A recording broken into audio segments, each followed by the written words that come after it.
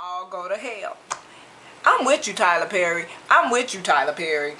And really, I don't take away anything. Just like what my little rant about Russell Simmons, I don't take away that he has given something to the community in terms of exposing a genre of black entertainment that no one else took the step forward to do. Eventually somebody was going to do it, but he did it. He did it first, and he did it in that big way that it hasn't been done. I'm sure, I mean, it's been done, and there was in Living Color. There were a lot of other venues, but he did it in a largely funded way that hadn't been done. I give him that. But that doesn't take away from what the bottom line is. Tyler Perry's making movies, and some of them I don't like. Some of them I do like. But the same held true for Spike Lee's movie. He had a lot of stuff that caused you some insight and thought, as does Tyler Perry's on a very different level, but still the same, except for Tyler's is all positive and constructive and really motivates you to handle it in a more productive way. Tyler Perry's projects induced anger.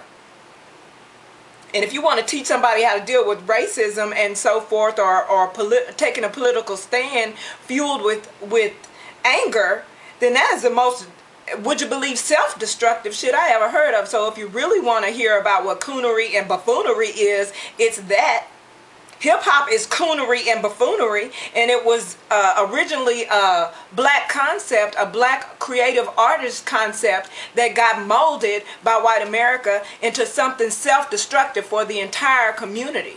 So think about that. If anything is coonery and buffoonery, it's some of the movies that Spike Lee did. And again, don't get it twisted. I go in on both sides. There are some things that Spike Lee did that I love and respect, and appreciate him for putting something on the large screen that people would not see, and in a way that they would not normally see it. But really, you want to go in on somebody else that has come behind you? And probably I would wager that at one point Tyler Perry respected and admired Spike Lee, and would have probably been inspired to reach out to want to work with someone that he would want him to take on as a mentor, or that he admired or respected his work, or that could teach him something along the lines of developing his own art.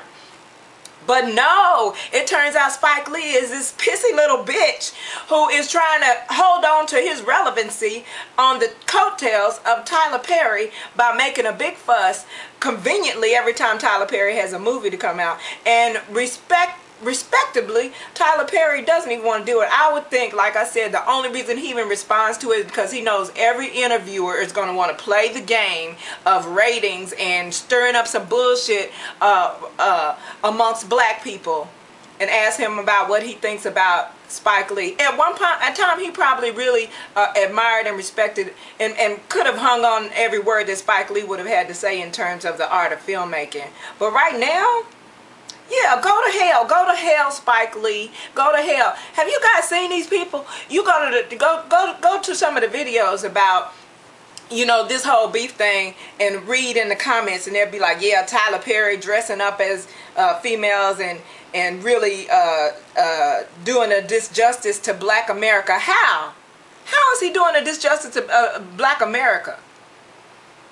He's doing something that you didn't do. He's doing something that Spike Lee didn't do, because he took a different route to do it. Because you know why? He's not Spike Lee, and he knows he's not Spike Lee, so he has to do it his way. And that's how he's doing it his way. And he's not letting white America interpret how it's going to be done. He reaches back in the community and gives a role to people, whether they're a name actor or not, to people that might not otherwise get a role in a white film.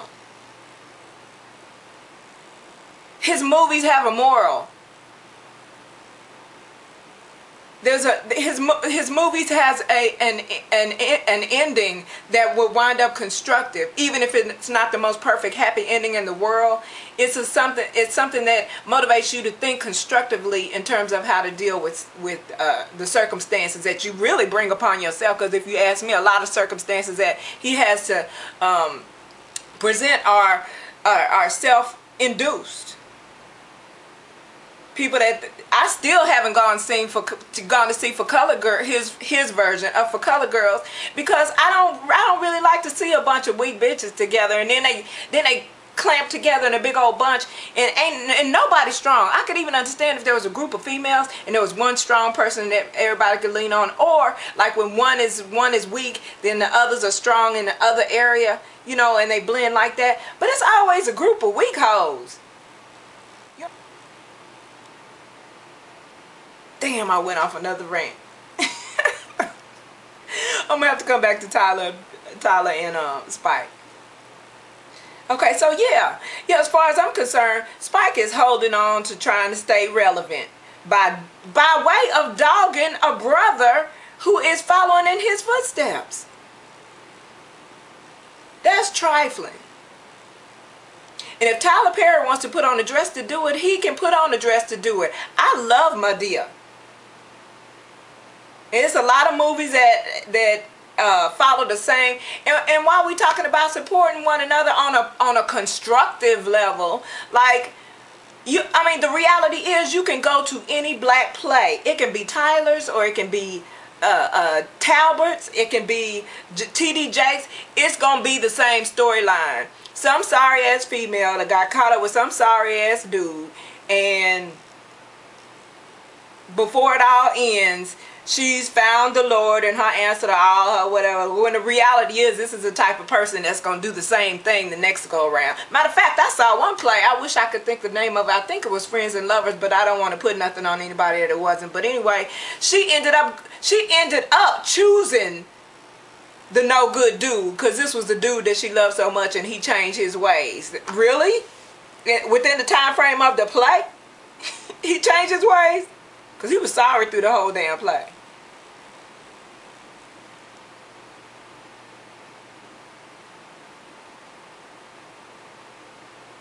I'm really disgusted, because I too admired Spike Lee before this pettiness ensued. You know, just like Tyler Perry, there was some stuff that he did that I really like, and some stuff that he did that to me just really promoted the angry angle of handling racism in America. And he had some typical black character. If you want to throw Madea under the bus, as far as being a typical black, you know, old angry black woman, violent, whatever you want to say the stereotype is. I can't even count the stereotypes of niggas that Spike Lee included in his storyline for the sake of the creative art of getting his point across.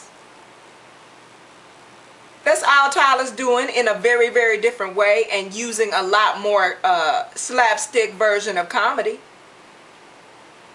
which I would rather. I'd rather leave out the theater feeling good that somebody has actually come up within the community, that has found some solution or found some growth and development within themselves at the end of the story. I'd like to walk out of the theater with that good feeling than to walk out of the theater pissed off at white America all over again, because they give me so many reasons every day of my life.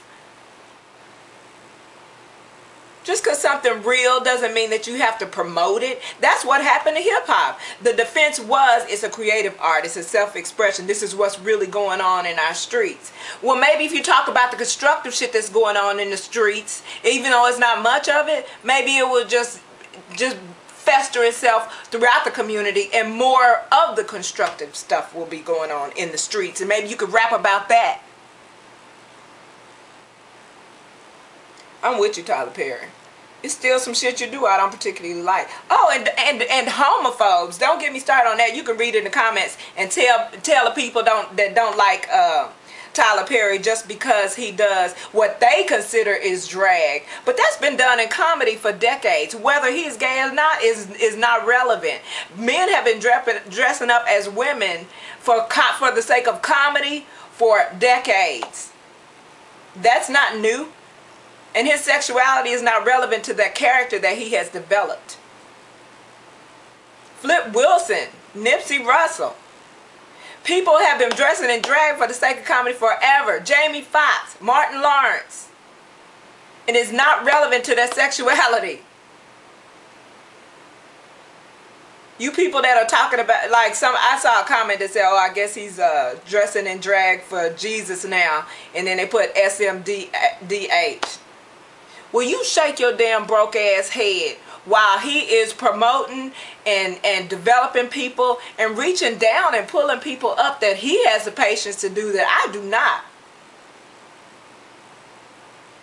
So you shake your broke ass head, dumbass. He don't give a damn what you think. He don't give a damn what Spike Lee think. Well, definitely not after this mess. And this is the only real energy I'm gonna give, because I don't really give people, you know, I don't give bullshit ass people energy. And you know, what I see in Tyler Perry's interview is that he doesn't either. He don't like to give phony people energy. He don't like to give disingenuous people energy. He don't like to give negativity energy.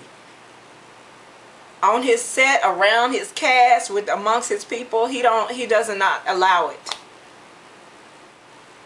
And when he is encountered with it, he calls it out. He calls it out like it is. It's really disappointing when you thought it was somebody that knew better too. And everybody if you go look in the comments, everybody that chimes in on it, they like to give off this air of being intelligent and insightful, so they can see deeper than the average person what he's really doing. You know what he's really doing? He's being an artist. He's being financially productive, and he's snatching up some other people that want to go. It's just like being positive in general. It's just like my neighbor. You know, it's just like me. I don't mind giving appropriate attention to people that have genuine and constructive intentions. If you clearly are miserable, you don't have nothing, don't want nothing, and don't want to be nothing, and just can't just be a good human being, just be a good human being. I'll dog a sorry person in a minute, especially if I feel like they are, you know, contaminating other people. Because okay, when you destroy yourself, that's one thing. When you start just bringing other people in with you, you are the reason why I'm starved for intelligent and productive conversation and company and other people. Because you're spewing that shit to other people and to your children. What does Tyler Perry care about what you... Go to hell. Like, what is Russell Simmons and Kimora, what does Russell and Kimora care about what I have to say about them? They're gonna do what they're gonna do.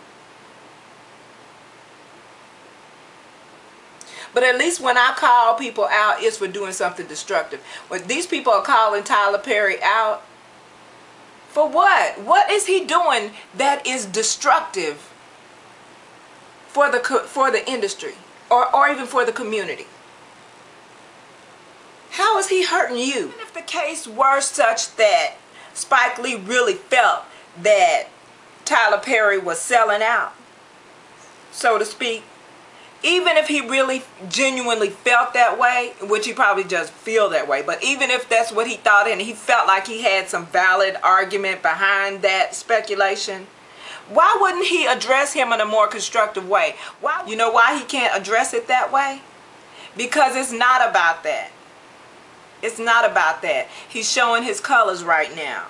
And right now those colors are awfully M&F and green.